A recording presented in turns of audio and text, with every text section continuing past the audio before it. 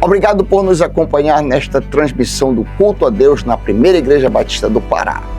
Somos uma igreja que expõe a palavra de Deus e cremos que a Bíblia é inerrante, infalível e suficiente para nos tornar mais parecidos com Jesus. Queremos te encorajar a estar conosco em nossos cultos presenciais aos domingos, às quartas e aos sábados. Assim, poderemos celebrar juntos o Deus vivo e aprendermos mais as verdades de sua palavra.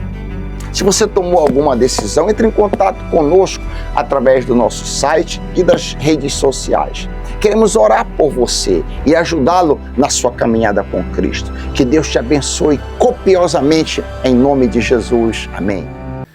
Queridos, abram por favor a palavra do Senhor na carta de Tiago, no capítulo 5. Tiago, capítulo 5. Nós vamos considerar os versos 13 a 15. Tiago, capítulo 5, versos 13 a 5. 13 a 15, desculpa. Tiago, capítulo 5, versos 13 a 15. Antes de ler o texto da palavra do Senhor, farei uma breve introdução. Lá em casa, eventualmente, eu me arrisco a consertar algumas coisas. É um eletrônico que dá problema, uma pia vazando, um móvel com defeito, um pé de uma cadeira, de uma mesa. Nem sempre eu consigo, mas eu me empenho. Para aqueles que já se aventuraram nessas empreitadas, concordarão comigo que é imprescindível a correta ferramenta para o que temos o desejo de consertar. Logo que eu me casei, eu percebi essa realidade. Eu descobri que não era possível consertar todos os problemas de uma casa com uma faca de cozinha. Não demorou muito para eu descobrir. É claro que ter as ferramentas corretas não resolve em si o problema. É necessário também saber usá-las, para que então as coisas fiquem mais fáceis de se resolver. Na caminhada cristã não é diferente. No texto que nós vamos considerar hoje, Tiago vai nos fornecer algumas orientações para lidarmos com os problemas que porventura aparecem em nossas vidas e quais as ferramentas, em algumas ferramentas, que podem nos ajudar a resolver ou passar por esses problemas. E é isso que nós vamos aprender à luz do texto que eu já havia referido, que está lá em Tiago, capítulo 5, versos 13 a 15, que eu vou ler agora. Diz assim a palavra do Senhor: entre vocês há alguém que está sofrendo? Que ele ore. Há alguém que se sente feliz? Que ele cante louvores. Entre vocês há alguém que está doente? Que ele mande chamar os presbíteros da igreja, para que estes orem sobre ele e o unjam com óleo em nome do Senhor. A oração feita com fé curará o doente. O Senhor se levantará, e se houver, o Senhor o levantará, e se houver cometido pecados, ele será perdoado. Vamos orar. Pai, obrigado pela tua palavra. Nos ensina por meio dela o que tu queres, apesar de mim, Senhor. Pedimos isso em nome de Jesus. Amém. No capítulo 5 da carta de Tiago, Tiago tem o objetivo de encorajar os cristãos que haviam saído do judaísmo, judeus que se converteram a Cristo, que por causa dessa conversão foram expulsos de suas casas, perderam suas posses, eram explorados e enganados, e Tiago precisa encorajar esse público a quem ele destina essas cartas.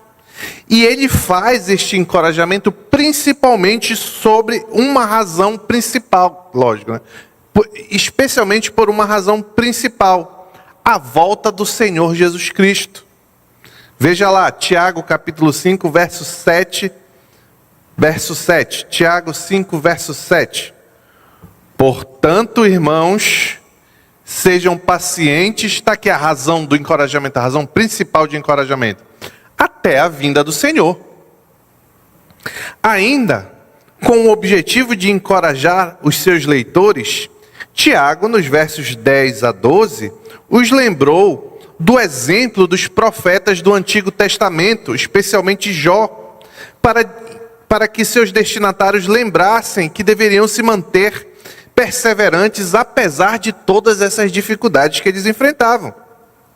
Agora, no texto que nós vamos considerar hoje, Tiago vai ensinar aos seus leitores algumas ferramentas necessárias para que eles fossem capazes de superar e perseverar em todas essas adversidades. Com isso, iremos aprender juntos como o louvor e a oração são poderosas ferramentas para aqueles que estão em Cristo Jesus. Como o louvor e a oração são ferramentas poderosas para aqueles que estão em Cristo Jesus. Vamos ao texto. Aos pontos. O primeiro ponto eu chamei de duas importantes ferramentas. Está no verso 13, que eu vou ler novamente. Entre vocês há alguém que está sofrendo, que ele ore. Há alguém que se sente feliz, que ele cante louvores. Tiago era um pastor muito prático. Ele conhece as ovelhas a quem ele escreve e busca encorajá-los, como eu já disse.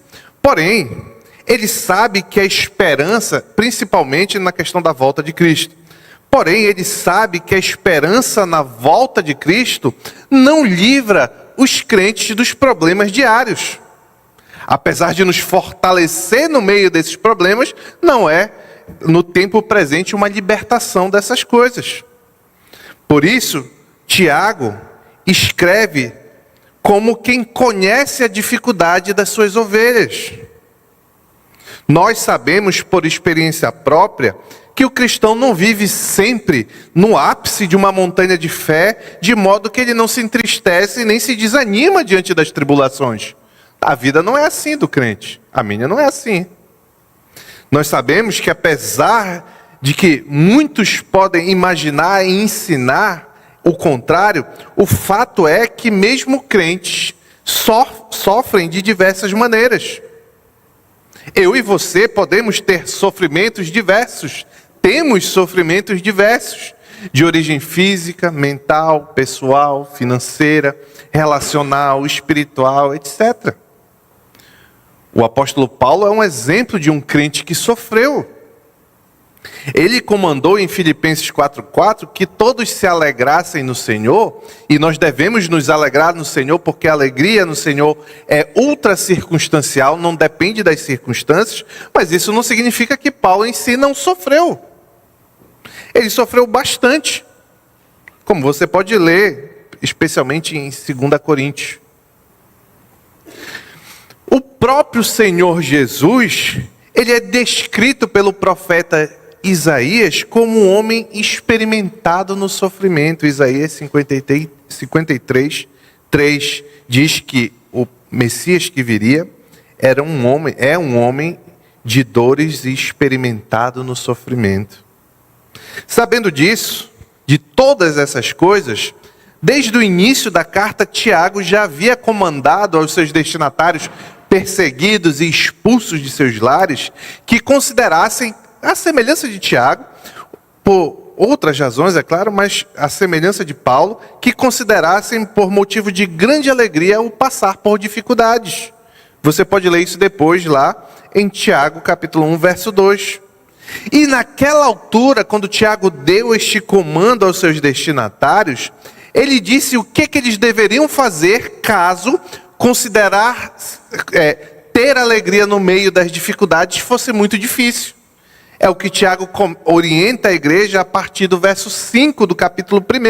Volte um pouquinho aí, umas 2 páginas no máximo da sua Bíblia, e veja Tiago capítulo 1, versos 5 a 6. Entenda o contexto. Ele diz: tende por motivo de grande alegria o passardes por todo tipo de provações. Alguém poderia objetar a Tiago dizendo: mas Tiago, é muito difícil, olha o que está acontecendo conosco. Aí Tiago vai dizer como era possível que eles conseguissem passar por essas tribulações ainda considerando motivo de grande alegria. Ele diz: se algum de vocês, Tiago 1,5, se algum de vocês tem falta de sabedoria para fazer o que eu estou pedindo, em outras palavras, Peça a Deus, que a todos dá livremente de boa vontade, e lhe será concedida. Peça, porém, confesse, sem duvidar, pois aquele que duvida é semelhante à onda do mar, levada e agitada pelo vento. Ou seja, desde o início da carta até o nosso texto que nós estamos considerando agora, Tiago apresenta a mesma ferramenta para o que os crentes busquem força para lidar com o sofrimento: a oração. Volta para o verso 13 do capítulo 5. Olha lá como é a mesma coisa. Entre vocês há alguém que está sofrendo, primeira parte do verso 13. Entre vocês há alguém que está sofrendo, como é que lidar com isso? Que ele ore. Esse é o ensinamento das Escrituras. Paulo diz em Efésios 6,18: orem no Espírito em todas as ocasiões, com toda oração e súplica, tendo isso em mente, estejam atentos e perseverem na oração por todos os santos. Eu e você precisamos orar confiantemente. A confiança em Deus, como nós acabamos de ler em Efésios 6,18, e como vamos ler em Filipenses 4, a confiança em Deus é o oposto da ansiedade. Na medida que eu confio no Senhor, eu estou menos enraizado em ansiedade sobre as coisas, sobre as circunstâncias. Na medida que eu esqueço da minha confiança no Senhor, eu estou mais envolvido, eu estou mais preocupado com como as coisas funcionam. Isso é muito lógico. Se eu creio que existe um Deus que toma conta de mim, que toma conta das coisas, que é soberano sobre o universo, se essa verdade está forte em meu coração, eu estou mais tranquilo.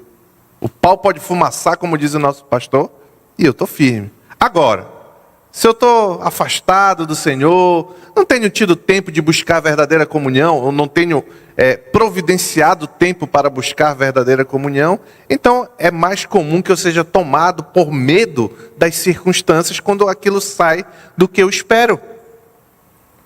É por isso que em Filipenses 4, a partir do verso 6, Paulo diz: não andem ansiosos por coisa alguma, mas em tudo, pela oração e súplica, e com ações de graças, apresente seus pedidos ao Senhor. Quando eu oro ao Senhor confiantemente, eu coloco nele a minha confiança. Então, há um oposto entre a ansiedade e colocar a confiança no Senhor. Tanto que no verso 7 ele vai dizer: se nós fizermos isso, e a paz de Deus, que excede todo o entendimento, guardará o coração e a mente de vocês em Cristo Jesus. Felizmente, como nós também sabemos, a vida do crente não é, felizmente, não é infelizmente, é felizmente. A vida do crente não é marcada apenas por sofrimentos, graças a Deus. Nós também experimentamos muitos momentos de alegria. Como declama o salmista: o choro pode persistir uma noite, mas de manhã irrompe a alegria. Salmo 35, Salmo 30, verso 5. Para esses momentos alegres, Tiago também apresenta uma ferramenta importante para o crente. Ele diz: há alguém que se sente feliz, que ele cante louvores. Quando o favor de Deus brilha sobre nós, nos enchemos de ânimo e felicidade. É essa hora que devemos nos dedicar a louvar ao Senhor alegremente. Devemos louvar a Deus por toda coisa boa que acontece conosco. Os autores do livro de Salmos instruem-nos como fazê-lo. Eles colocam a alegria e a felicidade que o crente experimenta no lugar certo e dão a Deus a glória, a honra, o louvor que lhe pertence. Vários salmos, eu vou destacar apenas algumas porções aqui. Salmo 81:1, cantem de alegria a Deus, nossa força, aclamem o Deus de Jacó. Salmo 92:1, como é bom render graças ao Senhor e cantar louvores ao teu nome, ó Altíssimo.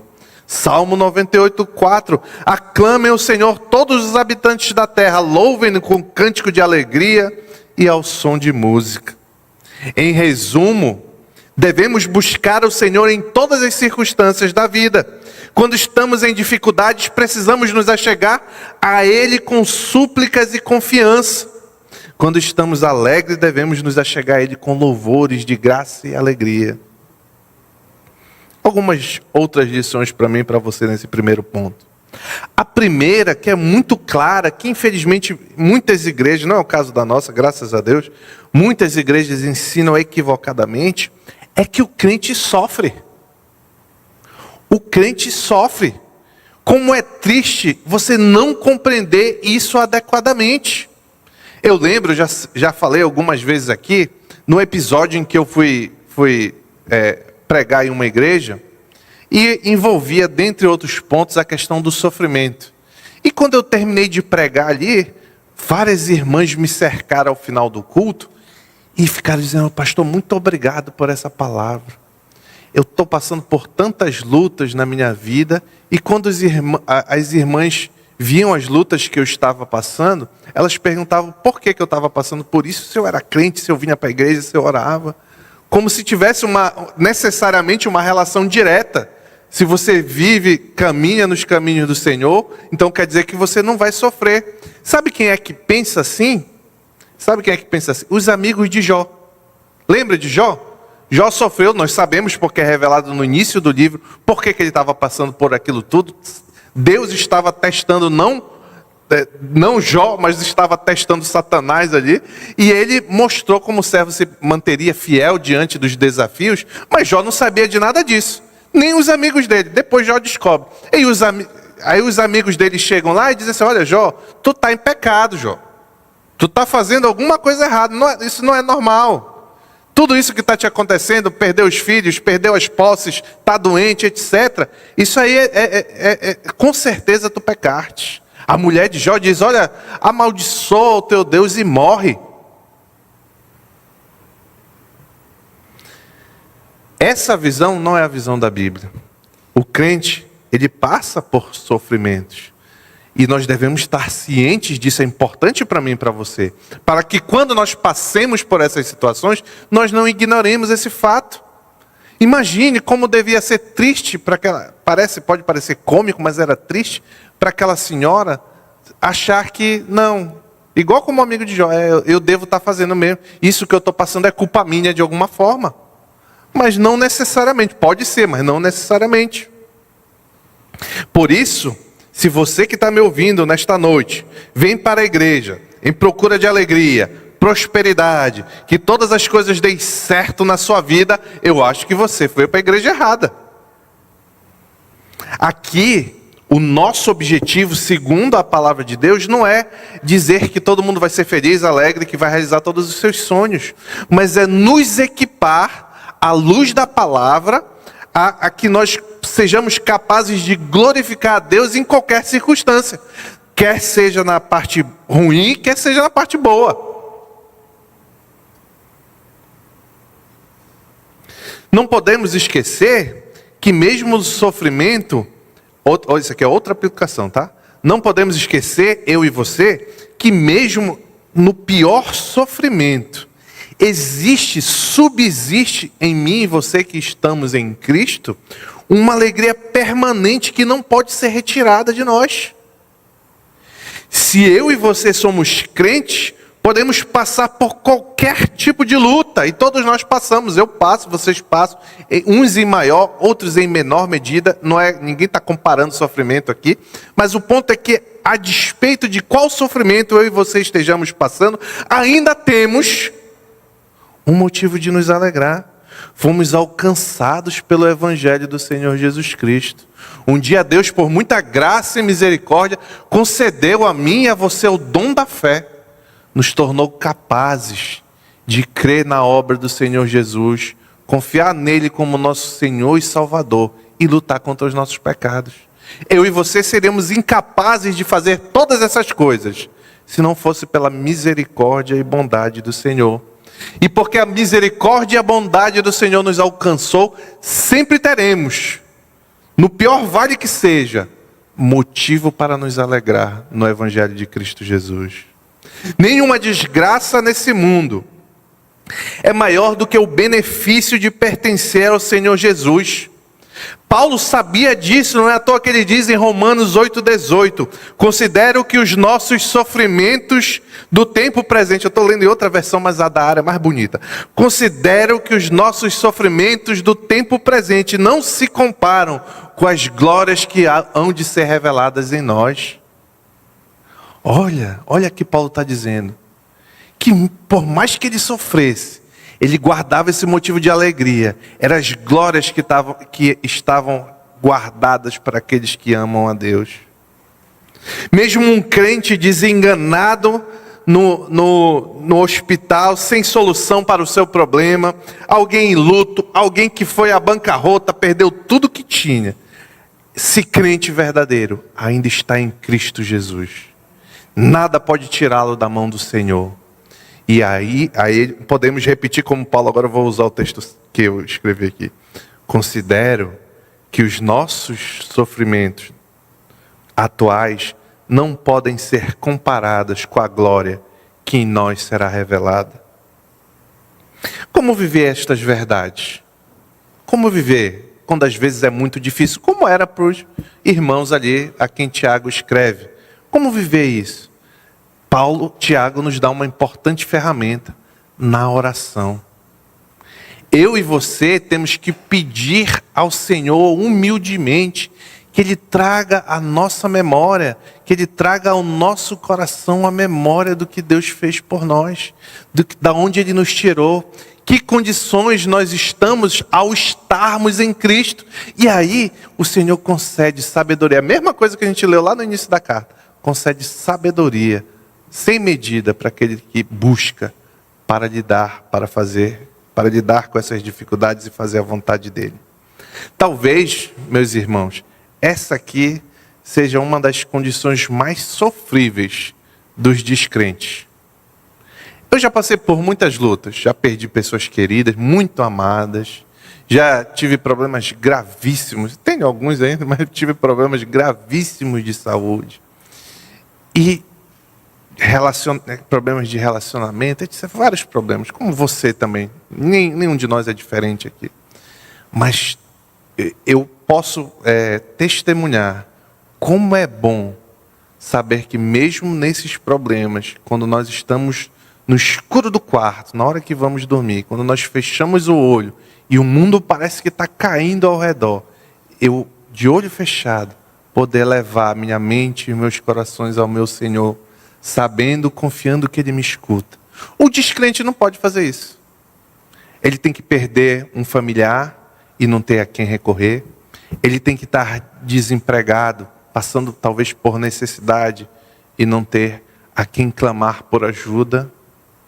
Ele não tem a quem se derramar em oração. Quando o médico diz assim, olha, o seu caso não tem mais jeito, em quem ele vai colocar a esperança?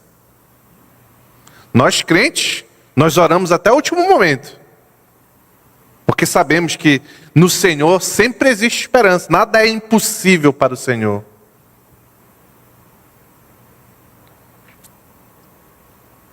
Por outro lado, quando estamos alegres, quando as coisas estão boas, devemos louvar a Deus. Isso porque nós não podemos nos enganar, meus irmãos, minhas irmãs. Tudo que nós temos, tudo que nós recebemos, toda a alegria que nós podemos gozar neste mundo, e eu estou me referindo à alegria santa, não à alegria pecaminosa, toda a alegria que podemos experimentar nesse mundo é dada a nós por Deus. É por isso que a consequência lógica de estar alegre é louvar a Deus. É reflexo de um coração grato. Tiago vai ensinar isso lá no capítulo 1, versos 16 e 17. Meus amados irmãos, não deixem se enganar. Toda boa dádiva e todo dom perfeito vem do alto, descendo do Pai das luzes, que não muda como sombras inconstantes. Se você recebe algo bom, uma boa dádiva, se você tem saúde, tem um bom emprego, se a sua família está tudo bem, todas essas coisas você recebeu do Senhor, então louva a Deus que te deu. É por isso que que entre crentes não há espaço para murmúrio, reclamação, para aquela pessoa que está sempre insatisfeita com as coisas. Nós, crentes, devemos ser aquele povo que quando as coisas estão boas, louvamos ao Senhor. Na verdade, a gente deve louvar nas coisas boas e nas coisas ruins. Mas especialmente quando as coisas estão boas, nós agradecemos ao Senhor em louvor. Obrigado, Senhor. Maravilhas fazes tu, Senhor. E quando estamos tristes, nos prostramos diante do Senhor e oramos em lágrimas. Mas temos um Deus que nos ouve, tanto quanto nós louvamos, quando nós choramos diante dEle. O ímpio não tem. Por isso não há espaço. É uma contradição em termos, o crente que está todo o tempo reclamando de tudo.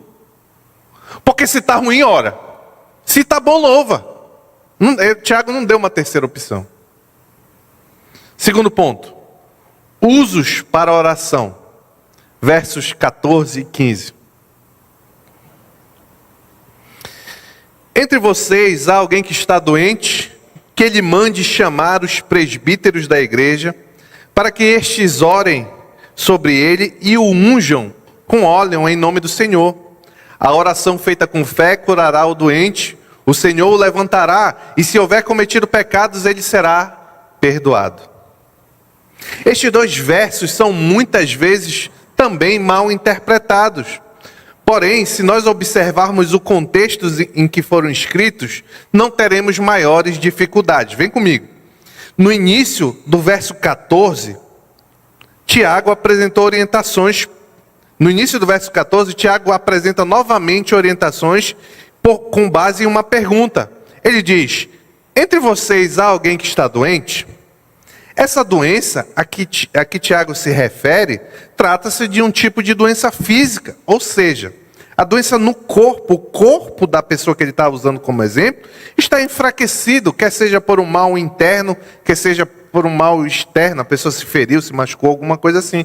E esta pessoa precisa urgentemente de tratamento médico. Essa é a figura que Tiago está ilustrando, está imaginando.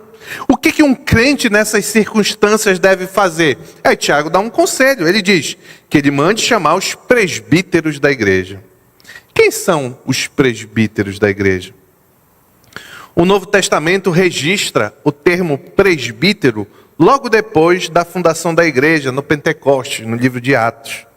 Na igreja de Jerusalém, os presbíteros eram os homens que exerciam a liderança supervisionando pastoralmente a congregação. Você pode ler depois em Atos 20 e 28. A palavra, no entanto, traduzida no Novo Testamento como presbíteros, tem um significado de ancião, alguém que é avançado em dias, mas no Novo Testamento ela é usada como um sinônimo de pastor ou bispo. Quando você lê no Novo Testamento presbítero, pastor, bispo, é tudo a mesma coisa. É usado intercambiavelmente esses termos. Assim, ao orientar que chamassem os pastores, Tiago diz a razão, na sequência do texto, para que estes orem sobre ele e o unjam com óleo em nome do Senhor. O que isso significa, pastor? Lá vem, eu vou começar dizendo o que não significa. Não significa que é para você orar sobre um óleo, não significa que é para você orar sobre um copo d'água, não significa que existe um pano especial que faz alguma coisa, não significa nada disso. Vamos entender o que significa então. Observe do texto que a ênfase recai não sobre o óleo, mas sobre a oração. O ato de ungir com óleo aí no texto é secundário. Peça para que eles orem e unjam com óleo. O ato de ungir é secundário, a relação é principal. Em segundo lugar, o texto não diz que é um óleo ungido. Que as pessoas gostam de dizer que é o óleo ungido. Não está dizendo que o óleo é ungido. Nenhum lugar disse que o óleo é ungido. Disse que era para usar o óleo para ungir. É diferente. Esse óleo, ali no contexto do Novo Testamento, é fácil de compreender ao que Tiago está se referindo. Em várias passagens da Bíblia, ensina que o azeite de oliva, é esse óleo, azeite de oliva, que a gente usa para cozinhar hoje. Ensina que o azeite de oliva possui a Bíblia ensina que o azeite de oliva possui qualidades medicinais. Vocês lembram do caso do bom samaritano? Que colocou sobre aquele homem jogado no chão óleo e vinho nas feridas do homem que estava jogado na estrada para Jericó. Isso porque o óleo trazia alívio para a dor e o vinho era antisséptico. Isso está registrado em Lucas capítulo 10, verso 34. Aproximou-se o bom samaritano na parábola, enfaixou-lhe as feridas, derramando nelas vinho e óleo. Depois colocou-o sobre o seu próprio animal e levou-o para uma hospedaria e cuidou dele. Citando a primeira viagem missionária dos 12 discípulos, o evangelista Mateus diz em Marcos 6,13, os discípulos em viagem evangelística expulsavam muitos demônios, Marcos 6,13, expulsavam muitos demônios e ungiam muitos doentes com óleo e os curavam. Com isso, aprendemos que no Novo Testamento, na época e na cultura de Tiago, o azeite de oliva era usado como unguento para fins medicinais. O óleo era um medicamento normal naquele contexto. Logo, o que Tiago está ensinando é que seria o paralelo direto ao que nós fazemos hoje, quando o irmão está fazendo o tratamento, e nós oramos: Senhor, abençoa que os medicamentos façam o efeito esperado. Eu não sei se você já orou dessa forma, eu já orei por alguém, um irmão que está doente, está fazendo tratamento. Senhor, abençoa o tratamento, que faça bem. É um paralelo direto, é isso.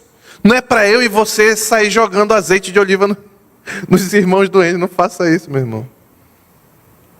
É claro que, como eu já disse antes, a ênfase nem está no óleo em si, mas todo mundo quer saber do óleo. A ênfase está na oração, como a sequência do texto diz.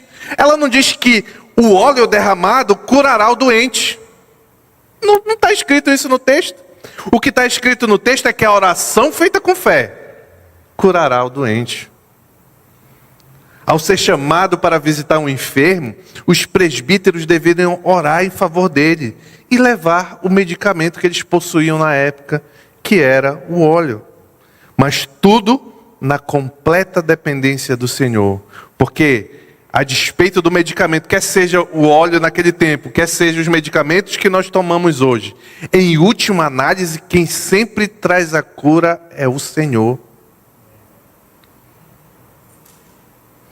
Observe também que os efeitos dessa oração realizada pelos presbíteros sobre aquele homem não se restringe apenas à cura física, mas também diz, o resto do texto diz que por essa oração, se o irmão tiver cometido pecados, ele será perdoado.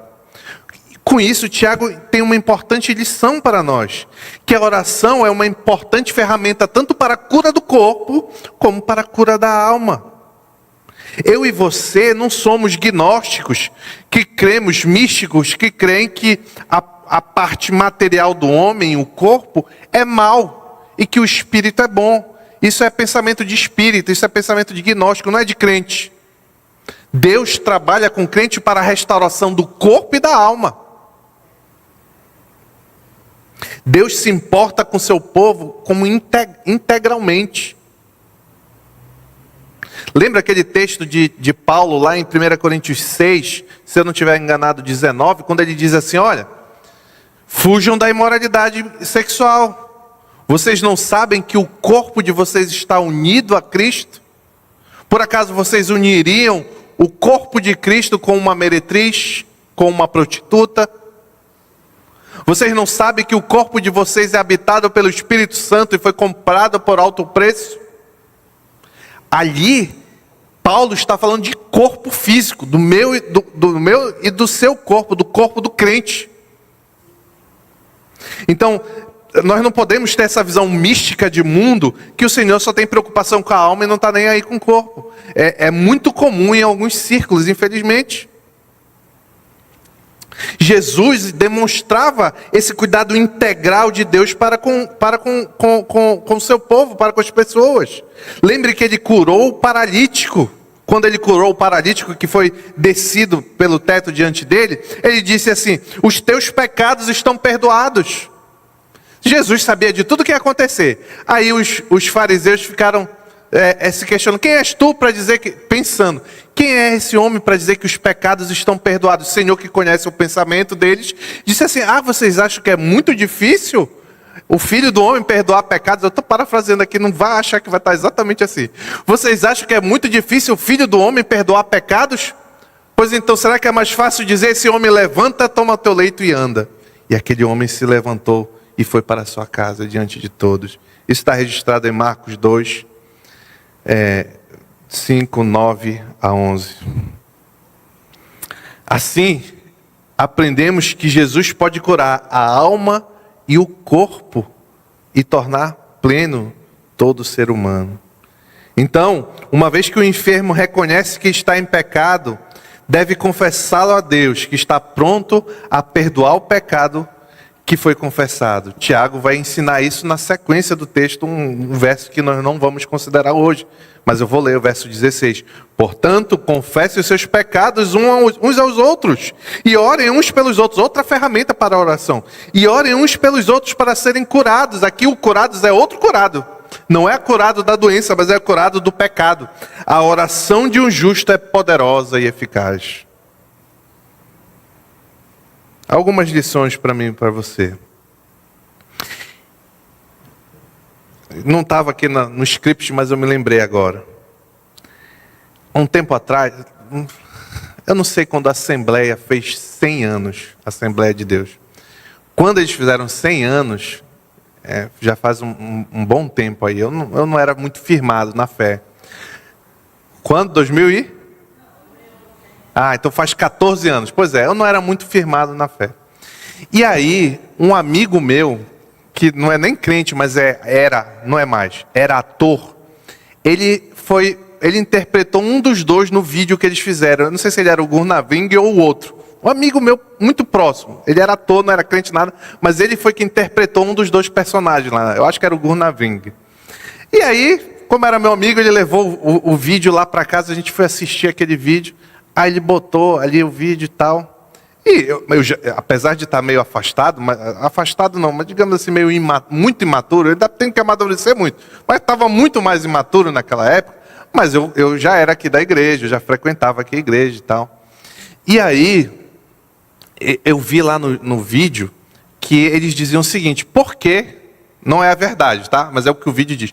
Por que a Assembleia saiu da Igreja Batista? Aqui de dentro, né? Porque o Gunaving e o outro lá e alguns irmãos saíram daqui da igreja. Por que, Daniel Berg? Obrigado. Porque aqui nessa igreja não acreditava-se, segundo o vídeo, que o Senhor ainda podia curar os doentes. Não acreditava. Foi o argumento do vídeo, eu vi o vídeo. Ninguém me disse, eu vi. Que nessa igreja aqui, a igreja defendia que o Senhor não tinha mais poder para curar os doentes. Isso é uma grande mentira. O texto que nós acabamos de ler nos ensina que nós temos que orar para o Senhor pelos nossos irmãos, pelos nossos familiares, em toda situação de enfermidade. Na verdade, não é que Deus não tem condições de curar os doentes mais. Na verdade, é Deus, em última análise, que cura todos os enfermos. É isso que o texto está ensinando. Devemos então aprender, crer nessas coisas e nos dedicarmos cada vez mais em oração. Orar pelo nosso pastor, que melhore da catarata. Está com problema no braço, que melhore. Orar não só pelos pastores, orar pelos nossos irmãos. Se você sabe que tem algum irmão doente, ore. Não fique mandando só aquela mãozinha no WhatsApp e o camarada não ora. Quem riu é que já fez. Olha, meus irmãos, eu fazia isso muito tempo atrás, graças a Deus. Um dia um pastor veio aqui e falou isso que eu estou repetindo agora. Eu me senti muito envergonhado. Sabe como é que eu faço hoje? Quando alguém pede uma oração, eu só digo que eu estou orando e mando a mãozinha depois que eu orei. Eu oro, pode ser uma oração de 30 segundos, mas eu oro, aí depois eu digo, estou orando, aí mando a mãozinha. Aquela mãozinha que você bota lá não é oração. Enganaram vocês. Devemos orar pelos enfermos, meus irmãos. A oração com fé, como o texto nos diz, ela tem poder, ela é eficaz. Orar a Deus é uma forma do Senhor ser exaltado. Você sabia disso? Imagina quando nós já tivemos alguns casos aqui na igreja, eu sou um desses casos, quando aquele irmão que tem uma doença ali, que você acha que é muito difícil de se recuperar, Deus já levantou vários aqui. Alguns não levantou, aprove o Senhor que fosse assim, mas alguns outros Deus levantou aqui. Nosso pastor Rai que passou 40 dias, 30 dias, sei lá, na UTI, entre a vida e a morte, mas o Senhor o levantou ali na época da Covid. Quando o Senhor faz isso, quando nós oramos a Deus, colocamos diante do Senhor, e o Senhor responde dessa forma às nossas orações, o que acontece? Deus é glorificado, Deus é exaltado. É por isso que nós devemos colocar a oração nele, esperar a resposta dele, e louvamos a Deus. Nós, pastores, devemos orar pelas nossas ovelhas. Mas não somente, nós devemos todos nós orarmos uns pelos outros. Vocês devem orar pelos seus pastores, não é fácil. Não estou dizendo que a vida de ninguém é. Eu estou falando da minha. Vocês devem orar, para que no final, enquanto o Senhor nos conduz na nossa caminhada e nos sustenta, Ele seja exaltado, não eu e você.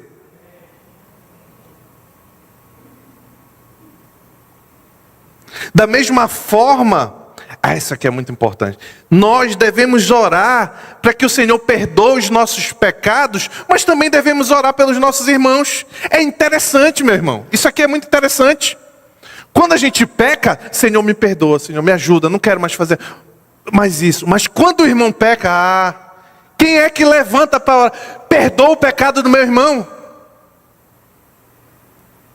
Senhor, ajuda que ele não caia mais nesse pecado. Parece que às vezes nós queremos nos alegrar com a desgraça alheia. Não é isso que Tiago ensina. Tiago ensina que os presbíteros vinham, oravam por ele, e o que ele está dizendo? Que em outras palavras, orava pela cura dele, e que se ele tivesse pecado, orava também para ele ser perdoado. Se você é crente, se eu sou crente, o que o apóstolo João diz em 1 João 1,9 é para mim e para você. É para os nossos irmãos também. Se confessarmos os nossos pecados, Ele é fiel e justo para nos perdoar os pecados e nos purificar de toda injustiça. Mas não é só você. Ele não está dizendo, se exclusivamente você confessar os seus pecados, devemos orar que o Senhor também pelos nossos irmãos. Isso é viver em comunhão, isso é viver em comunidade. Agora, na hora que eu perguntei se tinha visitante, ninguém levantou a mão. Mas isso pode não significar muita coisa. Agora, se você não é crente, se você não entregou a sua vida ao Senhor Jesus, todos esses efeitos da oração aos quais eu estou me referindo, não é para você. O texto que nós lemos na sequência diz que a oração do justo muito pode em seus efeitos. Quem é esse justo que Tiago se refere? Será que é a pessoa que é mais santa, que faz mais boa ação, que respeita mais os outros, que trata melhor as pessoas? Não é nada disso. O justo, na palavra de Deus, é aquele que por graça e misericórdia recebeu a justiça de Cristo. Como nós lemos em pelo menos 3 passagens, Romanos, Abacuque e Hebreus. O justo viverá pela fé. O justo, biblicamente, é aquele que depositou a sua fé e confiança em Cristo Jesus, e que os pecados dele foram sobre Cristo, e a justiça de Cristo foi sobre ele. Então, se você não está nessa condição, meu irmão, tudo que eu falei sobre poder da oração não é o seu caso. Que o Senhor tenha misericórdia de você, e que o seu coração seja transformado para Ele, para que você seja capaz de orar ao Senhor, crendo que Ele lhe ouve e que é galardoador daquele que o buscam.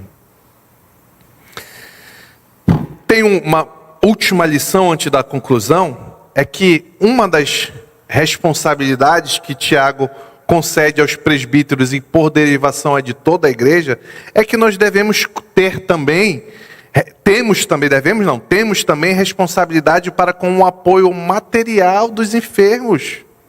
Nota que quem levou o medicamento foram os presbíteros.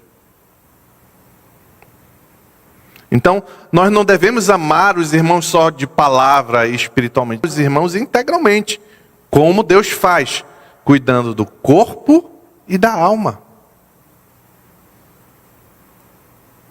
Concluindo, que ferramenta poderosa que Deus concede aos cristãos? A possibilidade de se comunicar com Deus Todo-Poderoso, soberano do universo. A possibilidade de falarmos a Ele sobre as nossas necessidades e pedirmos aquilo que não podemos fazer, como curar um doente, por exemplo.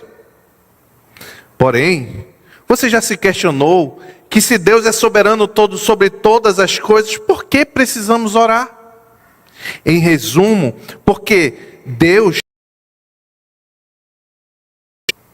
para as suas anos, Ele usa também as nossas orações para que alcance os seus objetivos. Por isso, eu e você, como igreja, somos chamados a aproveitar deste privilégio que temos, que é usar a ferramenta e do louvor a Deus, para que em todas as coisas, quer seja na dificuldade, quer seja na abundância, em última análise, o Senhor seja glorificado, porque é dele, porque por ele, é dele, por ele e para ele todas as coisas. A ele seja a honra e a glória para todo sempre. Amém.